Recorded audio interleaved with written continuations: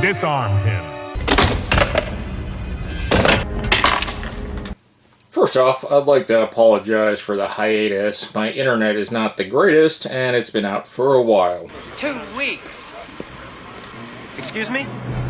2 weeks. Shadows of the Galaxy for Star Wars Unlimited came out a few weeks ago. Couldn't post anything, and now my internet's working.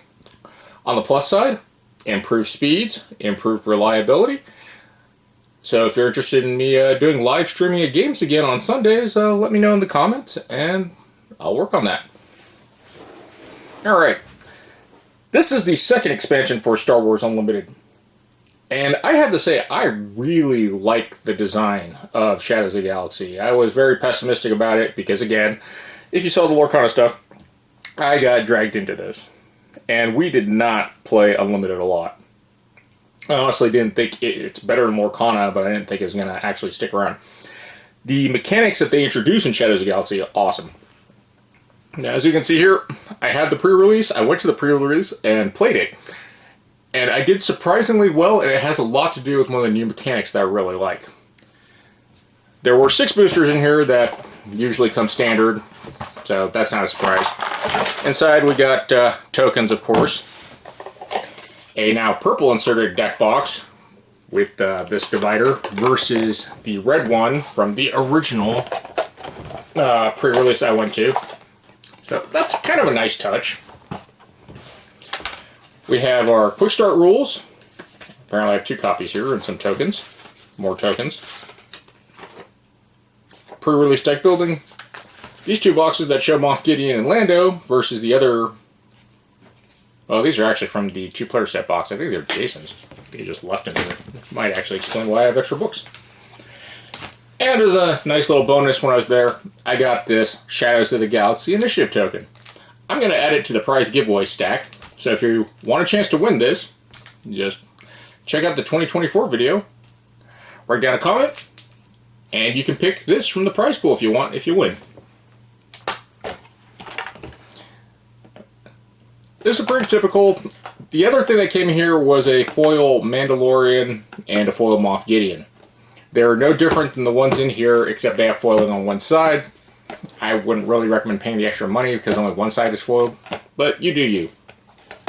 If you can still find these, I saw them for sale for about $40 a piece. It's a little high. I think the entry fee was 35 bucks for this, but I'm pretty sure I paid tax, so about 40. But I had a really good time. And it was kind of neat with the new mechanics that I'll get to. So if you find it, it's a neat little thing, but not really worth getting. Alright. So we have a new 2-player starter set. I played with Jason his copy, and I have to say, it is fairly balanced. Unlike the first Unlimited set where Darth Vader just seemed very OP. So we have 2 decks. We have Moff Gideon and the Mandalorian. Unleash unlimited possibilities. Enter a galaxy of endless possibilities in Star Wars Unlimited in the fast-paced, easy-to-learn trading card game. You and your opponents face off in exciting head-to-head battles full of iconic Star Wars characters. Outmaneuver your forces and Mandalorian to overwhelm your enemies as Moff Gideon. This 2-player starter box contains everything you and a friend need to learn to play the game, including 2 fully built decks, rules, tokens, and more. Also included are full play sets of 10 different exclusive cards that can only be found in this starter set. That part is actually kind of annoying. I saw the cards, they are really cool. But the decks also have a lot of reprints from the first set, which, not so cool. I don't think anything else is in there. So we got our 2 decks. These boxes, obviously, so those were from Jason's that he forgot. And these are some more tokens. Another quick start rules. Interesting thing about keywords, they did not add one of the new mechanics of the keywords called capture, which I would think would be a keyword, but whatever. But the coolest thing they added was smuggle. Smuggle is a new thing that's really cool, that it's basically kind of like increasing your hand size. And so far I've only seen one card that counters it. I haven't really looked at everything in the set yet. Honestly, I kind of like to be surprised. We got our highly functional gameplay mat. And it turns into a poster just like last time. Of course, we got the Mandalorian.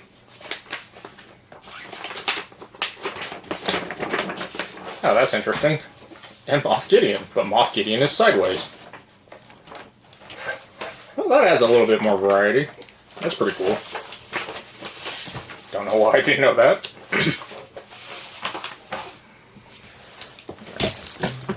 So, as far as new items go,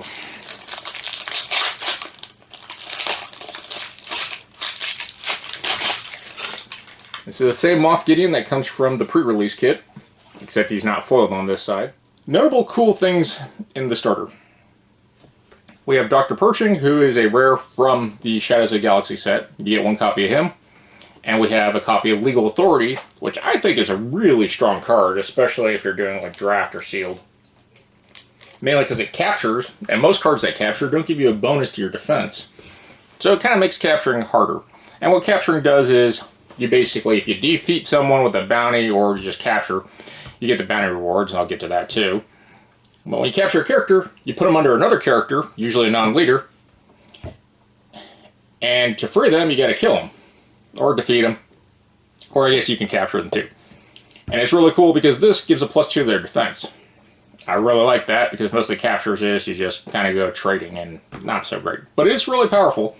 Cons of capturing is that it removes all the damage off them, all their accessories, upgrades, whatever.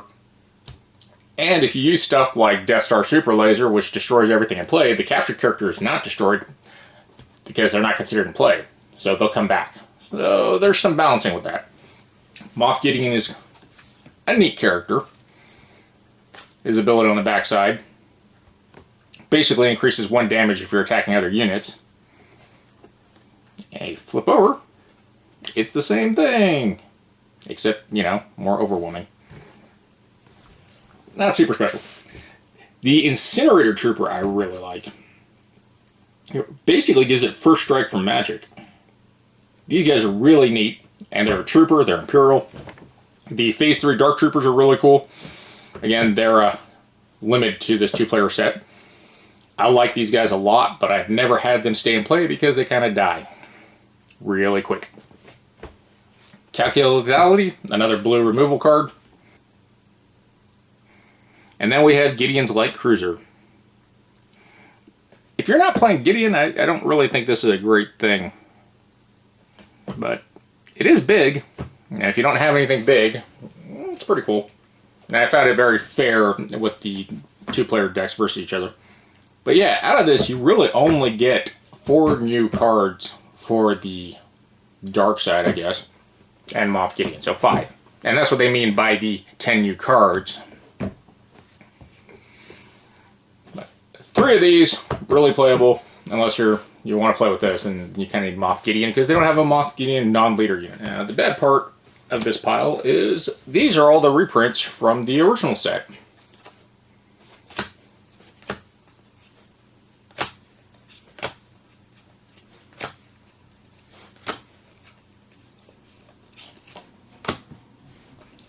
$18 cards are reprints. That doesn't feel great. And then with this, we have all the stuff from Shadows of the Galaxies. One of the new things are these bounty cards. They're basically upgrades that you put on opponents' characters, and when you capture or defeat them, you get the bonus. I don't know if they're worth it because they take up deck space that could be used for something else. And then we have Smuggling, which I think the dark side only got 1 in store. Yep. We have Smuggling. Really neat mechanic. This card is now, as a resource, can be played for its smuggling cost, which is an extra bonus cost. So to play this normally it'd cost 1, but to smuggle it, it'd cost an extra 2. And sometimes the smuggling doesn't match the aspect. So if you play it out of aspect, you might end up paying more. Usually you pay 2 more, in this case 1 more, to do this action. And then what happens is the smuggle card, and cool things I learned, and this is where smuggling came really strong.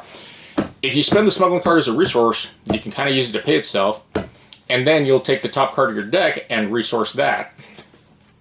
The smuggle card comes out of play, top card gets resourced, but it has to be either exerted or readied if you used it to pay smuggling cost of a card. It's a really neat system to kind of have late game play, so you don't have to discard things that you really like, I don't know, let's say a starter destroyer.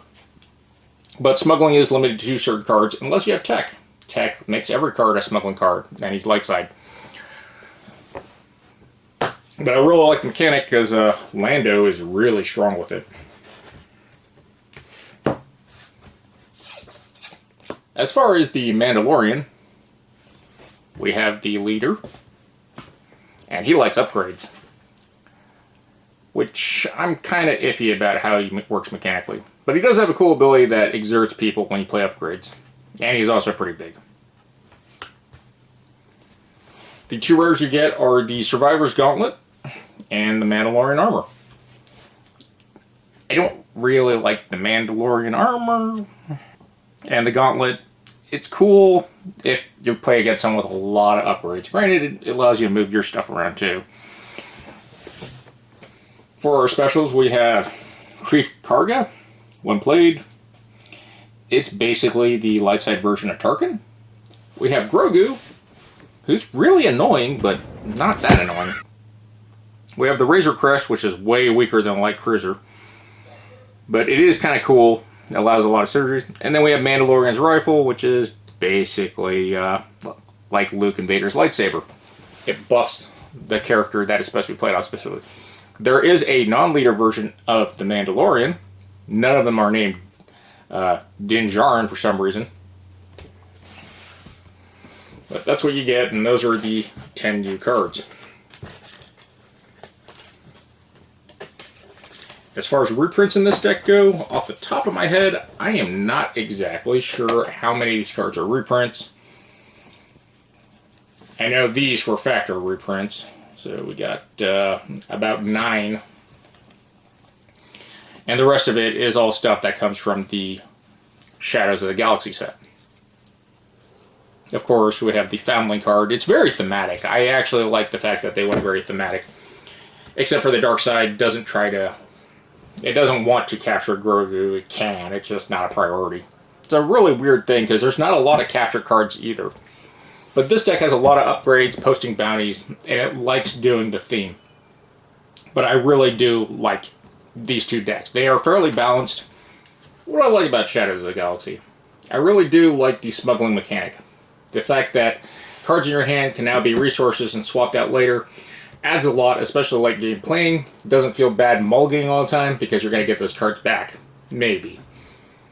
The balancing mechanics for it seem pretty fair, unless you run Lando, which I had Lando, and Lando is really good. But his card pool isn't super strong either.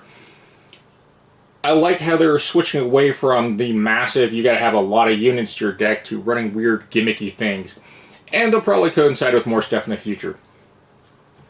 There are a few weird things, like the fact that there's no Moff Gideon leader, or unit, but a leader.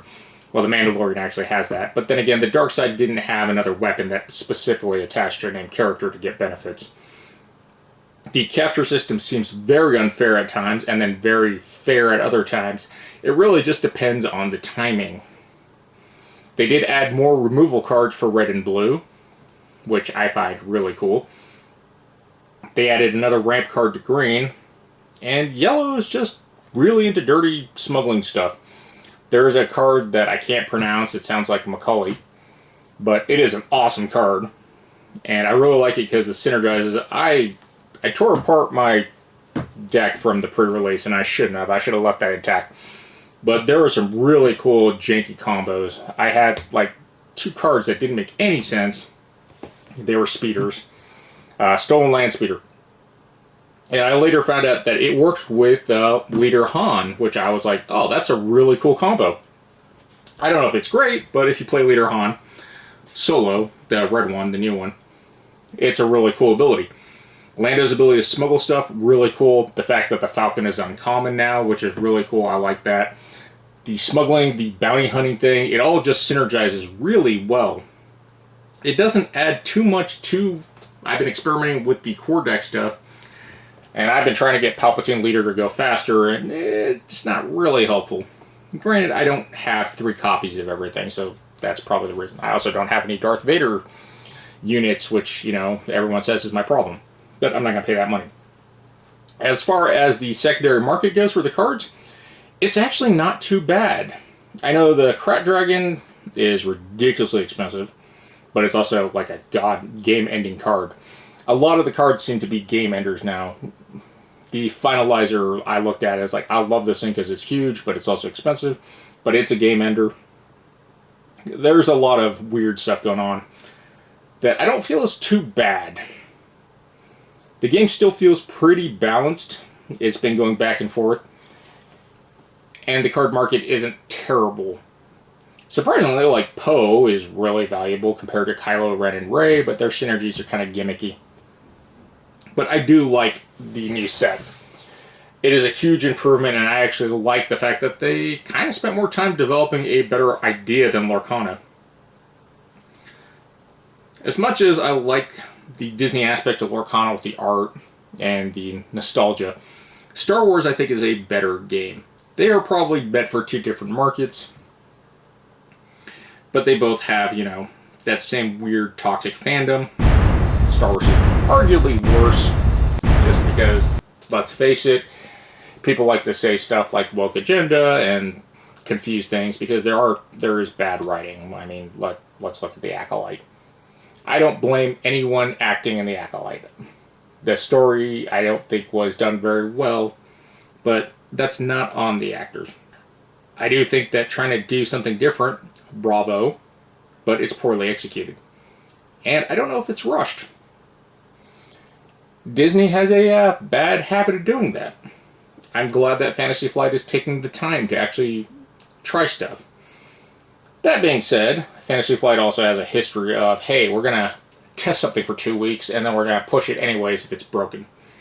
So that is to be seen. The other thing that Fantasy Flight is notorious for is power creep. So far, nothing seems like power creep.